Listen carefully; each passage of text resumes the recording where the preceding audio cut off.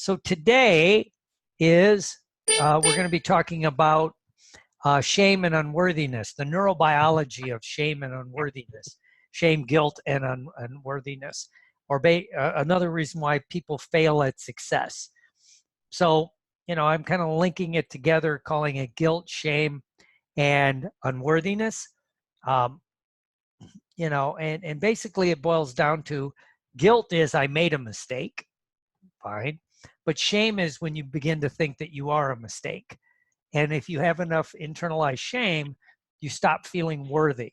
And if you feel unworthy, then you're stuck and you're not going to get some of the things, whatever it is that you want. So are you worthy becomes one of the main questions. Are you worthy? And if so, how do you feel worthy? It's a nebulous term. We'll talk about that real quick. And there was a study done of why the offspring of wealthy people do better than others, that aren't from that background. And whenever I mention that, then naturally a lot of people, and again, please mute yourself. Some people will try to point to, it could be connections in that. But this guy did a bigger study of it, and it had to do with feelings of worthiness. When they began to get it, they didn't push it away.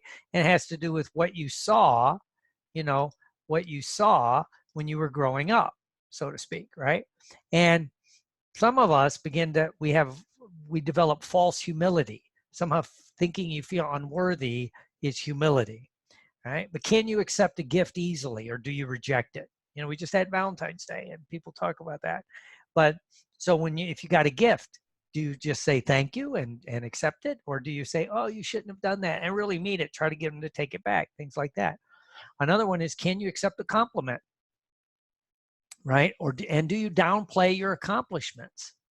So can you accept a compliment, and can you, when you do something good, do you oh, anybody could do it. Anybody could do it. It's the old Woody Allen, I wouldn't join a group that would allow a guy like me as a member, right? Hey, Robbie, hey, Bill, over on Facebook. If you like this, click like and share. But let's think about it this way. Humility is teachability, an open mind to the truth. But shame and guilt can lead to feelings of unworthiness. And there's a problem with using terms like shame, guilt, and unworthiness or worthiness is there's a problem of using a psychological term for more of a physical sensation, right? And it's a loaded word, culturally. Whatever shame, guilt, and remorse, it's a very loaded word. Hey, Joanne. So it has a cultural meaning, and we want to deny it. So whether it's shame or guilt, it's very loaded words. So is unworthiness, right? But really it begins to develop into one thing, which is how can you use words to describe the undescribable, right? So if you have this deep feeling and you can't describe it, words can't describe it. So it's hard, you can't talk that out, right? Now, really quick, healthy guilt is you did something that was socially or objectively wrong, and you're accepting responsibility, and hopefully it gets you to change your behavior. Healthy guilt is fine. If you do something wrong, you feel guilty. But unhealthy guilt is when you begin to go into shame. And basically this happens when you have unrealistic standards, or if you have, you try to please adults or authority figures that have unreachable standards, right? And like if they have perfectionism and they pass that on to you, then that unreachable standard begins to become an unhealthy guilt, right? And then the next level of this, and they're not quite the same though, is shame. And shame is when you feel fundamentally flawed or worthless, defective, right? And when you have shame, it makes you want to withdraw or disappear.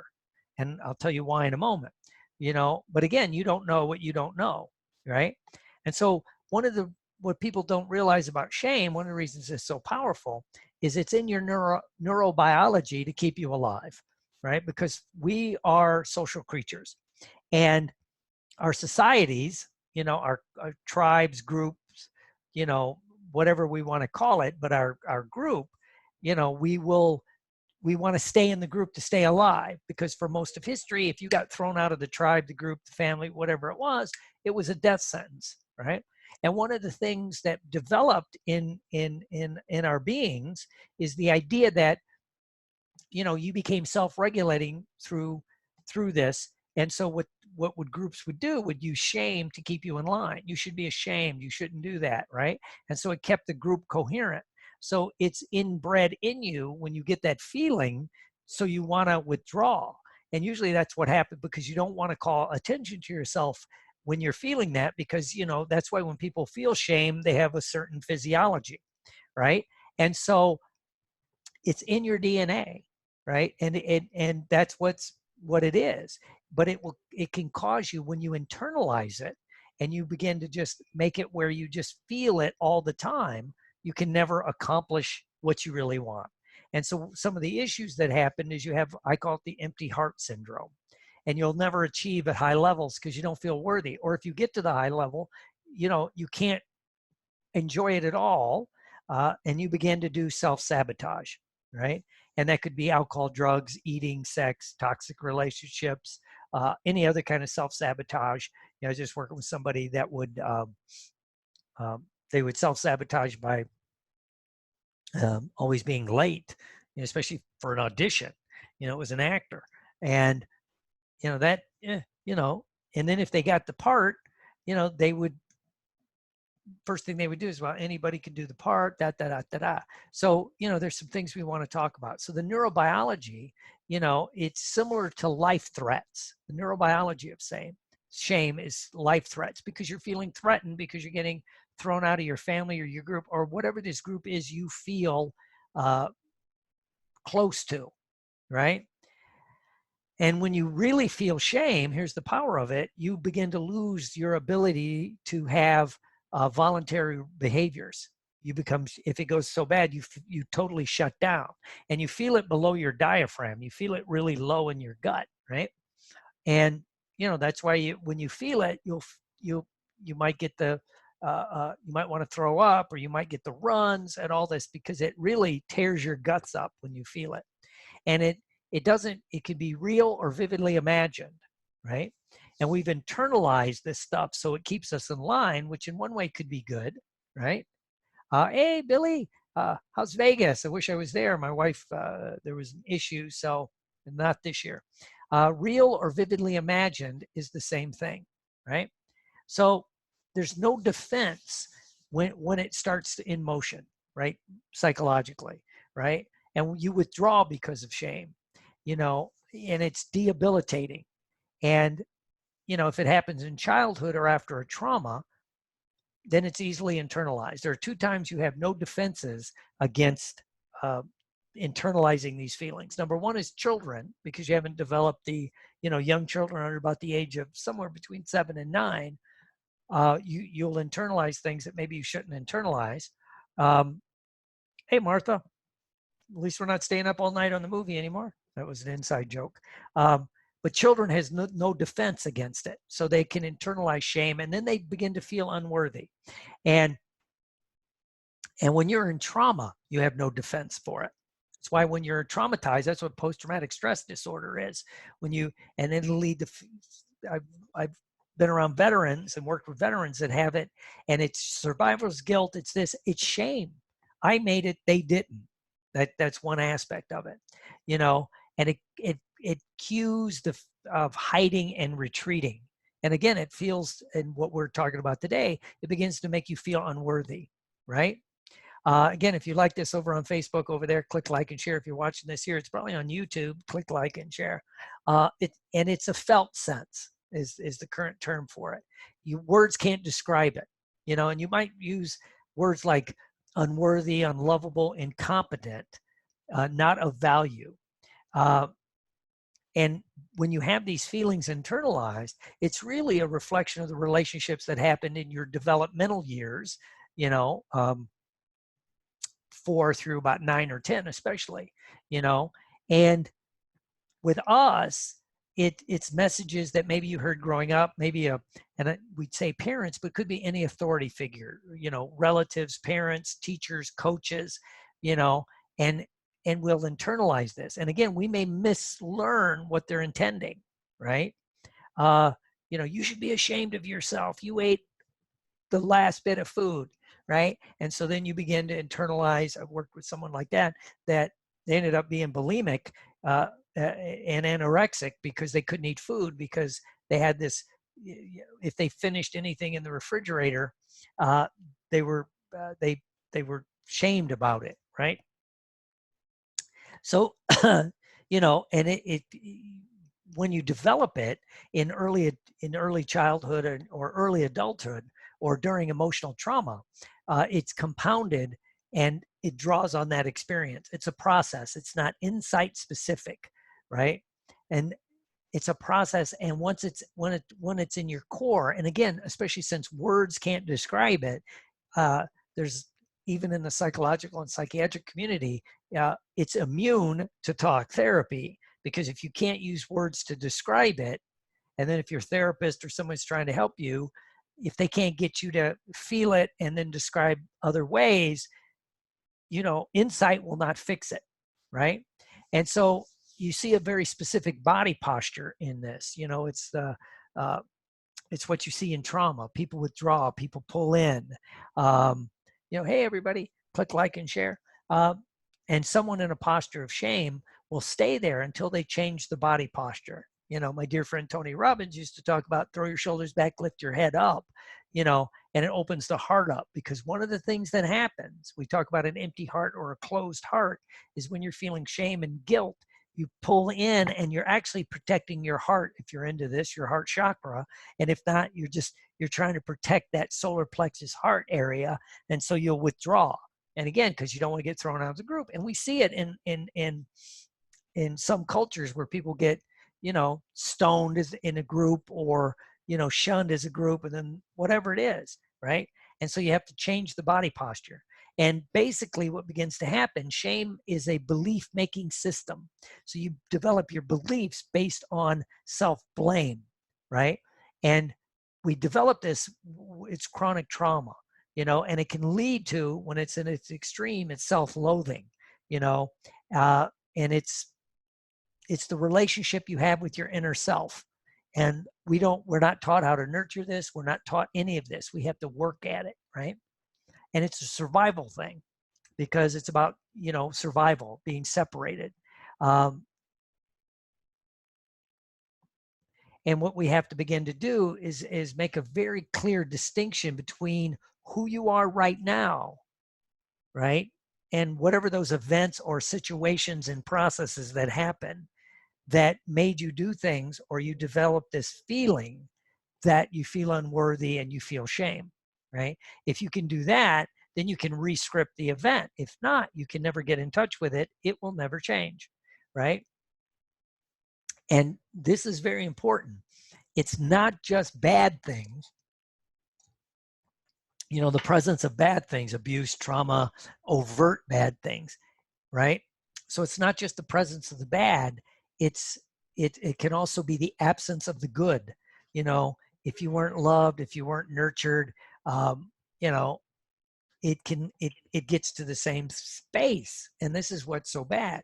And so maybe, and then we see this with people that were raised, I'll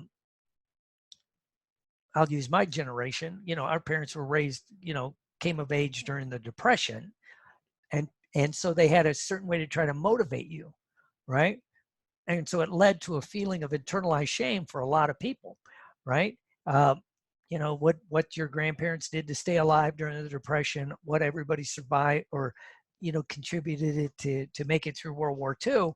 And so, so to try to motivate you, they would use these things. But what ended up happening is then you develop this feeling of shame, guilt, and unworthiness, right? And so what was meant to motivate ends up demotivating, right? And so it's an interesting thing. So you have to change your subconscious mind to change your life, right? And so how do we attack this problem, right? You have to look at it for what it is, right?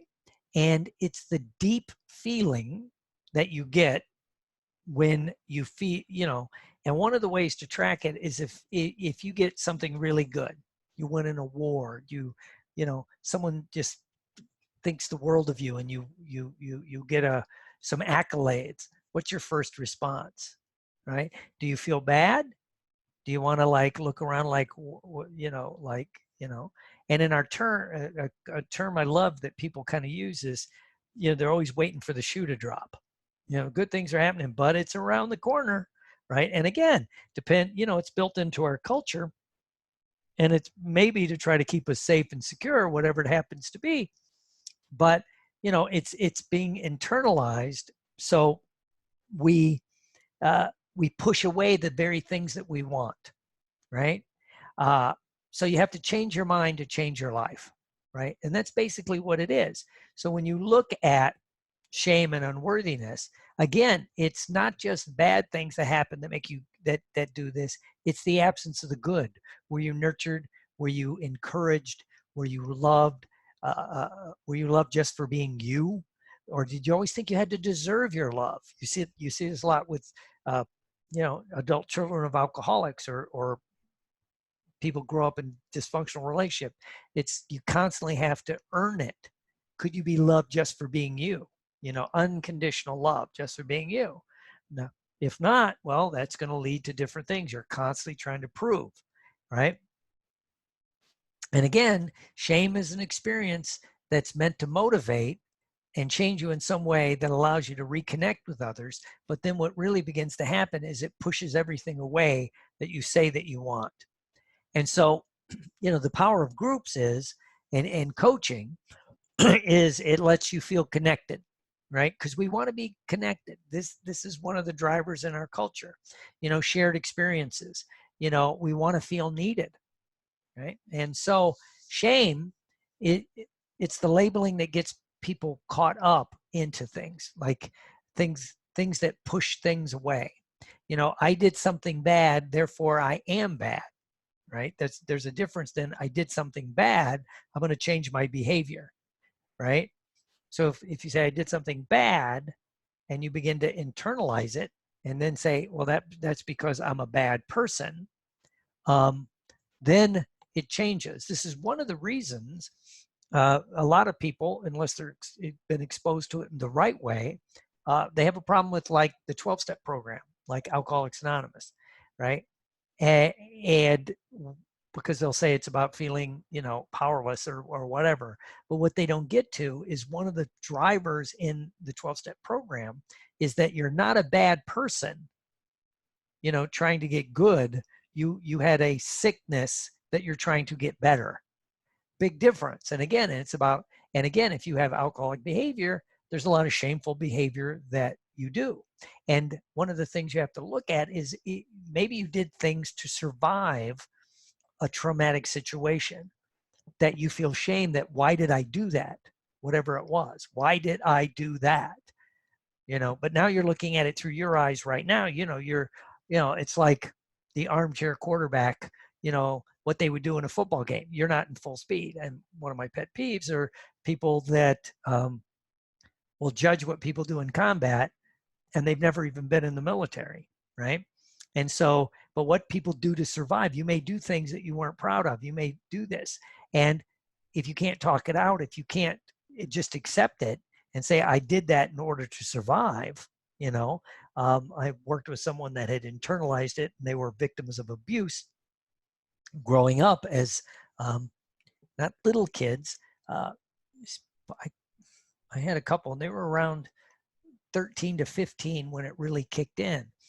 But they went along with it because it's the typical story that the person that was doing it was beneficial to the family unit. So they didn't want to disrupt it. And they knew that, right? Or they were the other people I've worked with, they were threatened, if you tell on me doing this with you and to you, I will kill your family. And they believed it, right? And so they went along with it.